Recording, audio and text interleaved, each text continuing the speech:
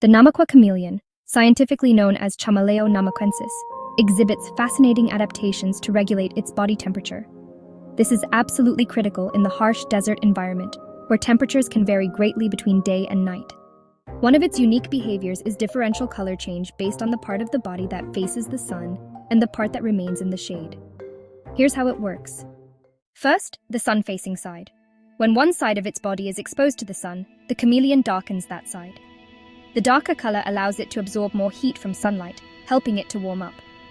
This is crucial during the cooler morning hours when temperatures are low, and the chameleon needs to raise its body temperature quickly. At the same time, the side of its body that is in the shade or facing away from the sun will become a lighter color. The lighter color reflects sunlight and reduces heat absorption, helping to keep that part of the body cooler. This strategy prevents overheating in areas exposed to intense sunlight.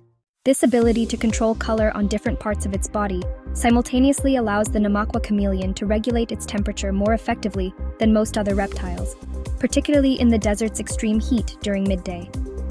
By controlling heat absorption in a highly localized manner, it can maintain an optimal body temperature for hunting and other activities without expending much energy. In addition to these color changes, the Namaqua chameleon also uses behavior to regulate its temperature. To warm up quickly, it will bask in the sun, typically darkening its entire body to maximize heat absorption. During the hottest part of the day, the chameleon will seek shade or dig into the cooler sand to reduce its body temperature.